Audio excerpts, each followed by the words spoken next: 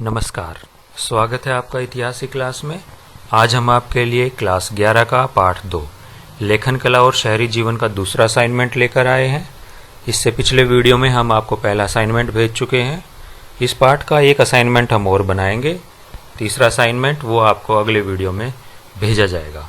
तो शुरू करते हैं आज का असाइनमेंट। इस असाइनमेंट में कुल 30 अंक दिए हुए हैं। तो पहला जो क्वेश्चन है आपका वो मिलान करो है, कुल 5 अंकों के लिए। इसमें प्रत्येक मिलान के लिए आपको 1 नंबर दिया जाएगा। पहला क्यूनिफॉर्म।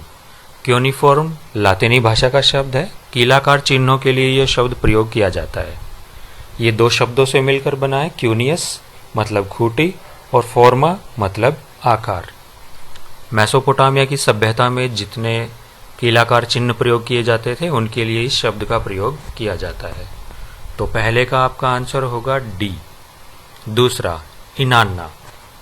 इनान्ना युद्ध और प्रेम की देवी के लिए यह शब्द मेसोपोटामिया सभ्यता में प्रयोग किया गया है।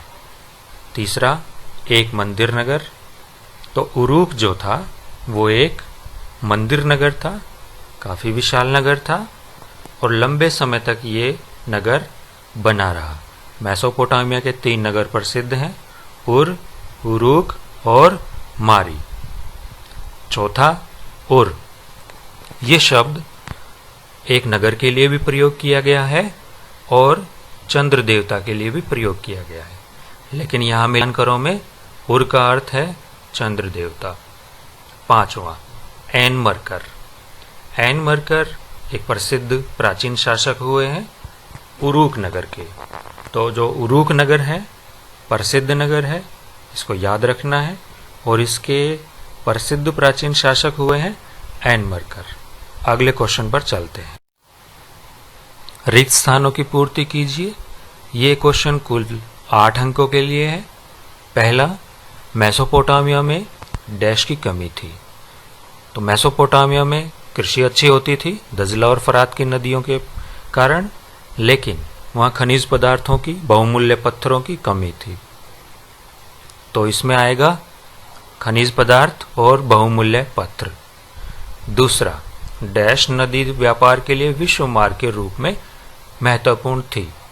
मेसोपोटामिया की सभ्यता में फरात नदी प्रसिद्ध थी, जहां व्यापार के लिए पानी के जहाजों का प्रयोग किया जाता था। तो यहां आएगा फरात नदी। तीसरा, डैश पूजा का केंद्र बिंदु होता था। तो मेसोपोटामिया की सभ्यता में मंदिर बनाए गए थे और मंदिरों में जो देवता होते थे वो पूजा का केंद्र बिंदु होते थे। चौथा, डैश सैद्धांतिक रूप से खेतों, मत्स्य क्षेत्रों और पशुधन के स्वामी माने जाते थे।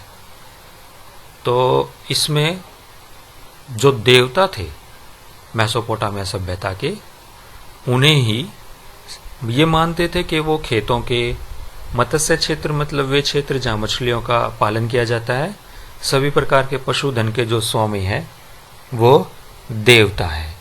तो ऐसा मेसोपोटामिया की सभ्यता में माना जाता था कि जो देवता हैं, जिन्हें हम आराध्य देव भी कह सकते हैं, वो सैद्धांतिक रूप से खेतों के, पशुधन के और मत्स्य क्षेत्रों के स्वामी माने जाते थे।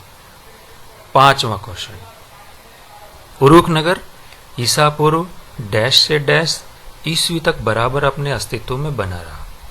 तो उरूक नगर एक प्रसिद्ध नगर था मेसोपोटामिया सभ्यता का, और ये 4200 ईसा पूर्व से लेकर 400 ईस्वी तक बराबर अपने अस्तित्व में बना रहा और इसका क्षेत्र बड़ा फैला हुआ था। 6वां क्वेश्चन, उरूक नगर में औजार बनाने के लिए डैश का प्रयोग होता था।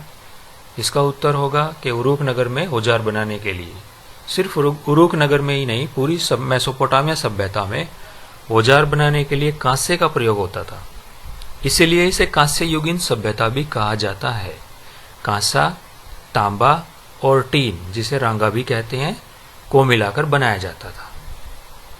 7वां, मेसोपोटामिया के समाज में डैश को ही आदर्श परिवार माना जाता था। तो मेसोपोटामिया के समाज में वहाँ जो अभिलेख मिले हैं मेसोपोटामिया की सभ्यता में खुदाई से उस क्षेत्र में, उनसे हमें ये पता चलता है कि वहाँ समाज में एकल परिवार को ही आदर्श परिवार मानते थे। हालांकि विवाह के बाद भी पुत्र और उसका परिवार माता पिता के साथ रह सकते थे। ये कुल 8 अंक के लिए आपके रिक्त स्थान हो गए। तीसरा क्वेश्चन में सत्य और असत्य बताना है। ये कुल 2 अंकों का क्वेश्चन है। पहला, मेसोपोटामिया की लिपि में चिन्हों व प्रतीकों की संख्या सैकड़ों में थी। तो मेसोपोटामिया की जो लिपि थी वो कीलाकार थी और उसमें चिन्हों और जो प्रतीक थे, सिंबल थे, वो इतने अधिक संख्या में थे कि सबके लिए ये समझना आसान नहीं था। दूसरा, मेसोपोटामिया की लिपि के चिन्ह व प्रतीकों जो प्रतीक थे वो ज़्यादा पेचीदे थे, वो ज़्यादा मुश्किल थे, सबके लिए उनको याद रखना संभव नहीं था। इसलिए मेसोपोटामिया की सभ्यता में साक्षरता की दर, मतलब पढ़े लिखों की संख्या कम थी। चलते हैं क्वेश्चन नंबर पर। ये मल्टीपल चॉइस क्वेश्चन है। क्वेश्चन नंबर 4 और 5। मेसोपोटामिया की परंपरागत कथाओं के अनुसार किसने और कैसे व्यापार और लेखन की शुरुआत की? आपके ऑप्शन हैं ए, राजा ने की, दूसरा बी, व्यापारियों ने की, या सी, लिपिकों ने की, या डी, इनाना नाम के एक देवता ने की। आपका उत्तर होगा मेसोपोटामिया की परंपरागत कथाओं के अनुसार लेखन, लिखने की कला और व्यापार की शुरुआत राजा के द्वारा की गई। तो आपका सही उत्तर होगा ए।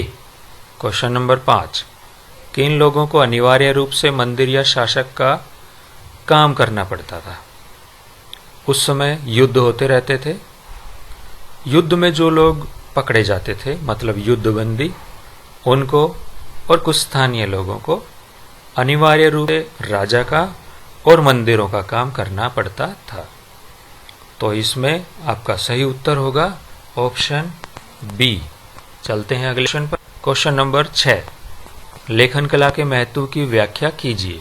ये आपके 3 अंक के लिए क्वेश्चन है। इंपॉर्टेंट क्वेश्चन है और पेपर में भी आ सकता है। तो लेखन कला का जहाँ भी विकास, लेखन कला का जो विकास हुआ है वो मेसोपोटामिया में हुआ है और लेखन कला के विकास से व्यापार में बड़ी मदद मिली, इसलिए इसका बड़ा महत्व था। मंदिरों में जितने भी दस्तावेज, जो भी हिसाब किताब रखा जाता था, वो लेखन कला के विकास के कारण ही संभव हो पाया। इसके अलावा लेखन कला का मेसोपोटामिया में विकास हुआ तो दूर दूर के नगरों में भी कोई भी संदेश या किसी भी तरह का कोई भी अभिलेख या कोई भी इस प्रकार का ऐसा संदेश जो व्यापार या किसी दूसरे तरीके से महत्वपूर्ण हो, उसे आसानी से पहुंचाया जा सकता था। सी, लेखन कला के द्वारा जानकारी या ज्ञान एक पीढ़ी से दूसरी पीढ़ी तक भी पहुंचाई जा सकती है। जैसा कि आप जानते हैं, हमारे जीवन में भी जानकारी और ज्ञान हमें मिल पाता है क्योंकि हम पुस्तकें पढ़ते हैं और ये लेखन कला के विकास के कारण ही संभव हो पाया है। डी, लेखन कला के कारण व्यापार आसान होता है क्योंकि व्यापार से संबंधित बहुत सारे दस्तावेज रखने संभव तभी हो पाते हैं जब लेखन कला का हम प्रयोग करते हैं। कुछ कानूनी दस्तावेज जैसे विवाह या उत्तराधिकार से संबंधित या किसी और मालिकाना हक से संबंधित दस्तावेज भी हम लेखन कला के कारण ही आसानी से बना पाते हैं। अगले क्वेश्चन पर, क्वेश्चन नंबर 5। शायद सीक्वेंस थोड़ा सा इधर उधर हो गया है, लेकिन कोई बात नहीं, हम जारी रखेंगे। मेसोपोटामिया में लेखन कला के विकास की व्याख्या कीजिए। काफ़ी इंपॉर्टेंट क्वेश्चन है, इसे याद रख लेना है।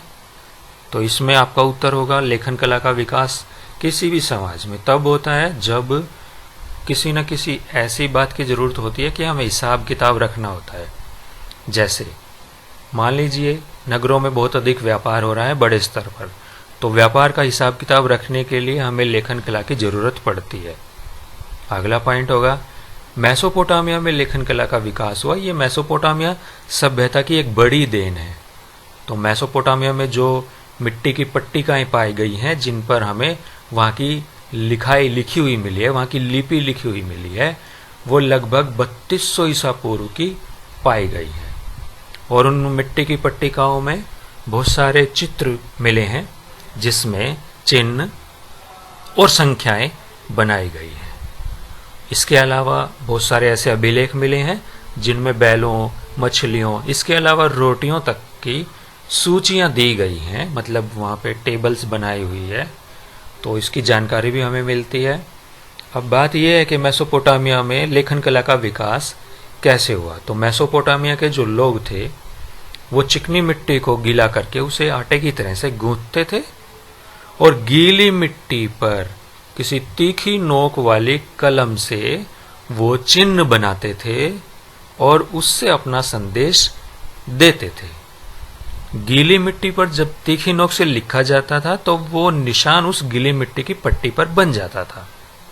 इस प्रकार वो पट्टी संदेश देने के लिए या किसी तरह का रिकॉर्ड रखने के लिए काम आती थी। पट्टियों को, ऐसी पट्टियों को जो है वो लोग सुखा लिया करते थे, जिससे वो एक तरह का स्थायी रिकॉर्ड बन जाती थी हिसाब किताब रखने का। और जब उनकी ज़रूरत उन पट्टियों से पूरी हो जाती थी तो इन मिट्टी की पट्टिकाओं को फेंक दिया जाता था। लगभग 2600 ईसा पूर्व के आसपास जो वर्ण है वो कीलाकार हो गए और जो भाषा थी, प्राचीनतम भाषा मेसोपोटामिया सभ्यता की, वो सुमेरियन या सुमेरी थी। अगला पॉइंट, लेखन कला के विकास ने बड़ी मदद की व्यापार को फैलने में, क्योंकि इससे ये संभव हो पाया कि व्यापारी लोग अपने कितनी वस्तुएं उन्होंने दी हैं, इस तरह के अपने रिकॉर्ड को कितनी वस्तुएं उनके पास आई हैं, तो वस्तुओं का जाना, वस्तुओं का आना, जितना भी लेन देन होता है उसका रिकॉर्ड वो रख पाए। इसके अलावा मंदिरों में भी बहुत सारे हिसाब किताब, दस्तावेज रखे जाते थे जो लेखन कला के कारण ही संभव हो पाया। चलते हैं अगले क्वेश्चन नंबर 6। मेसोपोटामिया के मंदिरों की विशेषताएं लिखिए। ये 5 अंक के लिए है। तो मेसोपोटामिया में बहुत सारे मंदिर खुदाई में पाए गए हैं और वो ईंटों के बनाए हुए मंदिर हैं। और जो पहला मंदिर है वो कच्ची ईंटों का बना हुआ है, वो एक छोटा सा देवालय है और कच्ची ईंटों का बना हुआ है। तो जितने भी मंदिर वहाँ बनाए गए हैं मेसोपोटामिया में, ईंटों से बनाए गए हैं और उन्हें भी ईश्वर का वैसे ही घर मान लिया गया है जैसे किसी आम इंसान का घर। और ईश्वर के लिए वो लोग बहुत सारी चीज़ें, वस्तुएं, खाने की चीज़ें ईश्वर के लिए चढ़ावे के लिए लेकर जाते थे, जैसे अनाज, दही, मछली की हड्डियों के टुकड़े वहाँ फर्श पर पाए गए हैं मंदिरों में, जिससे पता चलता है कि वो अन्न, दही के साथ साथ मछलियाँ भी चढ़ावे के लिए लेकर जाते थे। मंदिरों में खुला स्थान होता था, खुला आंगन होता था, जिसके चारों ओर कमरे भी बनाए जाते थे। धीरे धीरे जैसे जैसे सभ्यता का विकास होता गया, मंदिरों का भी क्षेत्र बढ़ता चला गया। ये माना जाता था कि जो मंदिरों के देवता हैं, चाहे वो उर देवता हैं जिनको चंद्र देवता समझा जाता था, या इनान्ना देव है जो प्रेम और युद्ध की देवी मानी जाती थी, इनको ही, देवताओं को ही खेतों का, मछलियों के क्षेत्र का, जहाँ मछलियाँ पाली जाती थी, इसके अलावा पशुधन जितना भी था, उन सब के स्वामी देवताओं को ही मानते थे मेसोपोटामिया के लोग। इसके अलावा धीरे धीरे जैसे जैसे समय बीतता गया, मंदिरों का क्षेत्र बढ़ता गया, तो बहुत सारी ऐसी गतिविधियाँ, आर्थिक गतिविधियाँ भी मंदिरों में की जाने लगी, जैसे अनाज पीसना, काटना, ऊनी कपड़ों को बुनना। इस तरह के बहुत सारे काम भी मंदिरों से जुड़ते चले गए।